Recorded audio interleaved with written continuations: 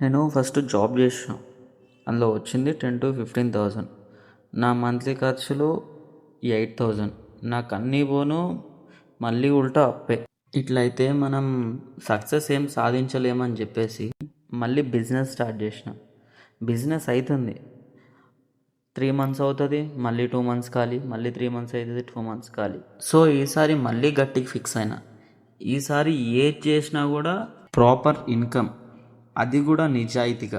And time ఉండాలి మన దగ్గర ఓ 2-3 పని చేసేటట్టు ఉండాలి. ఆ వర్క్ మనం ఏం చేసినా కూడా, ఆ వర్క్ మనం స్టార్ట్ చేసినాము అని అంటే వెనకగా తిరిగి చూడకుండా సక్సెస్ వచ్చేంత వరకు ట్రై చేస్తూనే ఉండాలి. అందుకే ట్రేడింగ్ అనే కాన్సెప్ట్ని నేర్చుకుంటున్నా. ఈ స్టాక్ మార్కెట్ ఏంటి, ఇన్వెస్ట్మెంట్ అంటే ఏంటి, ఇట్లాంటి కాన్సెప్ట్ పైన. అండ్ ప్రీవియస్ టైంలో రియల్ ఎస్టేట్ గురించి నేర్చుకున్నా. అపార్ట్మెంట్స్ ఏంటి, ల్యాండ్స్ ఏంటి, ఎలా సేల్ చేస్తాం, ఎలా రెంటింగ్ చేస్తామని. కమర్షియల్ అయినా, రెసిడెన్షియల్ అయినా, ఫ్లాట్స్ అయినా, ఇండిపెండెంట్ హౌసెస్ అయినా.